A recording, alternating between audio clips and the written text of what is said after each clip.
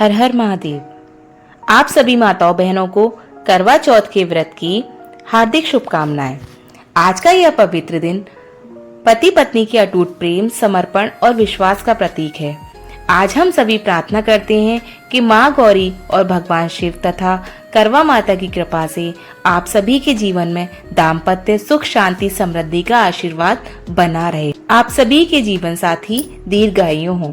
आज हम सभी करवा चौथ के व्रत की पावन कथा सुनेंगे, क्योंकि कथा श्रवण के बिना व्रत अधूरा माना जाता है। जो भी श्रद्धा भाव से यह कथा सुनता है उसे व्रत का पूर्ण फल प्राप्त होता है और उसके जीवन में सौभाग्य, स्वास्थ्य और खुशियों की वृद्धि होती है। तो आइए सबसे पहले शांत मन से भगवान गणेश का ध्यान करें और गणेश भगवान से प्रार्थना करें, हे विघ्नहर्ता श्री गणेश जी, आप हमारे सभी कार्यों में मंगल प्रदान करें।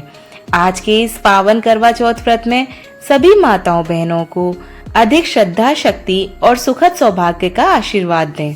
हे करवा माता, आपने संसार को यह अमूल्य व्रत प्रदान किया है। आपका आशीष सदा सभी स्त्रियों पर बना रहे। आइए सबसे पहले गणेश भगवान की कथा का श्रवण करते हैं। एक बार गणेश भगवान बाल रूप में चुटकी भर चावल और चम्मच में दूध लेकर पृथ्वी लोक में घूम रहे थे। वे सभी को बोल रहे थे, अरे कोई मेरी खीर बना दो, अरे कोई मेरी खीर बना दो। पर सभी लोगों ने उनकी बात को अनदेखा कर दिया और बोले, इतने से चावल और दूध से भला कोई खीर बनती है। इसी दौरान एक गरीब बुढ़िया ने उनकी खीर बनाना स्वीकार कर लिया। उसने एक भगोना चूल्हे पर चढ़ा दिया। इस पर गणेश जी ने घर का सबसे बड़ा बर्तन चूल्हे पर चढ़ाने को कहा। बुढ़िया ने उनकी बात मानते हुए घर का सबसे बड़ा भगोना चूल्हे पर चढ़ा दिया। कुछ ही देर में एक चमत्कार हुआ। गणेश जी के दिए चावल और दूध बढ़ गए और पूरा भगोना उससे भर गया। इसी बीच गणेश जी नहाने के बाद खीर खाने की बात कहते हुए वहां से चले गए। गणेश भगवान के जाते ही बुढ़िया की बहू आई और उसने पीछे से खीर खा ली और एक कटोरा खीर खाने के साथ खाना खाने के लिए छुपा दी। बुढ़िया को इस बारे में कुछ भी पता नहीं था। बुढ़िया ने भगवान से कहा, आजा रे गणेशा, खीर खा ले। तभी गणेश जी वहां पहुंच गए और बोले कि मैंने तो खीर पहले ही खा ली। जब बुढ़िया ने पूछा कि कब खाई, तो वो कहने लगे कि जब तेरी बहू खा रही थी मैंने तो खीर तभी खा ली और मेरा तभी पेट भर गया। इसके बाद जब बुढ़िया ने बाकी बची खीर के उपयोग के बारे में पूछा तो गणेश जी ने उसे नगर में बांटने को कहा। जब बुढ़िया ने खीर बांटी तो राजा को भी पता लग गया। इस पर उसने बुढ़िया को अपने दरबार में बुला लिया। सारा हाल जानकर उसने बुढ़िया की खीर का भगोना अपने पास मंगा लिया। पर राजा के महल में जैसे ही वह पहुंचा उसमें कीड़े मकोड़े और जहरीले जानवर हो गए। यह देखकर राजा ने वह बर्तन वापस बुढ़िया के यहाँ भेज दिया। उसके घर लाते ही वापस वह पहले जैसा हो गया। इसके बाद बुढ़िया ने फिर गणेश जी से बची हुई खीर के उपयोग के बारे में पूछा तो उन्होंने झोपड़ी के एक कोने में गाड़ देने को कहा और ऐसा ही करके बुढ़िया रात को सोने चली गई। गणेश जी उसकी झोपड़ी को लात मारते हुए अंतर्ध्यान हो गए। अगले दिन जब बुढ़िया उठी तो उसे अपनी झोपड़ी महल में बदली हुई दिखाई दी।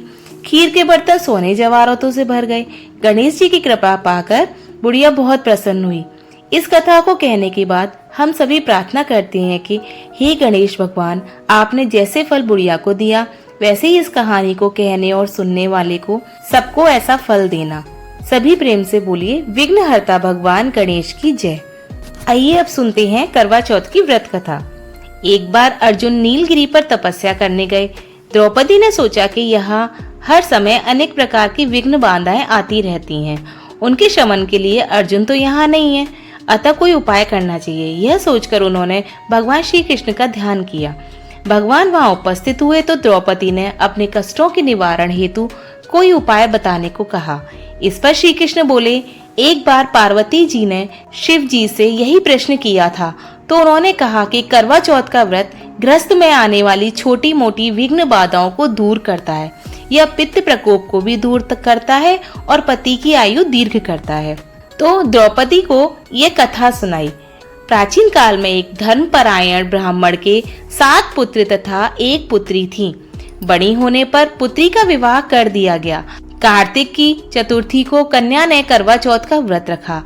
7 भाइयों की लाडली बहन को चंद्रोदय से पहले ही भूख सताने लगी। उसका फूल सा चेहरा मुरझा गया। भाइयों के लिए बहन की यह वेदना असहनीय थी, अतः वह कुछ उपाय सोचने लगे। उन्होंने बहन से चंद्रोदय से पहले ही भोजन करने को कहा, पर बहन नहीं मानी।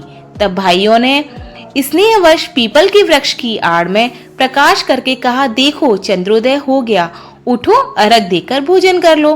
बहन उठी और चंद्रमा को अर्घ देकर वह भोजन करने लगी।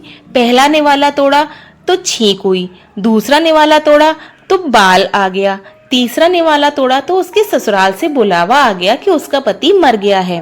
वह रोने चिल्लाने लगी। देवयोग से इंद्राणी देवदासियों के साथ वहां से जा रही थी। रोने की आवाज सुन वह वहां गईं और उससे रोने का कारण पूछा। ब्राह्मण कन्या ने सब हाल कह सुनाया। तब इंद्राणी ने कहा, तुमने करवा चौथ के व्रत में चंद्रोदय से पूर्व ही अन्न जल ग्रहण कर लिया, इसी के कारण तुम्हारे पति की मृत्यु हुई है।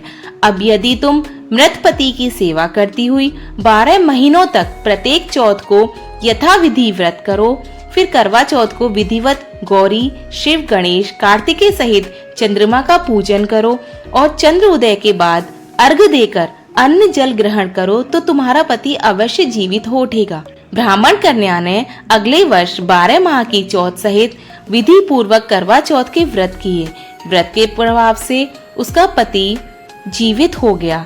इस प्रकार यह कथा कहकर श्री कृष्ण द्रौपदी से बोले, यदि तुम भी श्रद्धा एवं विधि पूर्वक इस व्रत को करो तो तुम्हारे सारे दुख दूर हो जाएंगे और सुख, सौभाग्य, धन धान्य में वृद्धि होगी। हे चौथ माता, जिस प्रकार आप साहूकार की बेटी पर दयावान हुई और उसके पति को दीर्घायु दी, उसी प्रकार इस व्रत को करने वाली और इस कथा को करने वाली प्रत्येक स्त्री के पति की आयु दीर्घायु करें। अगर आपने ये कहानी अंत तक सुनी है और हमारा वीडियो आपको पसंद आया है तो कमेंट में हर हर महादेव, जय चौथ माता अवश्य लिखें। हमारे वीडियो को लाइक करें और चैनल को सब्सक्राइब करना ना भूलें, जिससे हमारे प्रत्येक वीडियो आप तक सबसे पहले पहुंचे। धन्यवाद।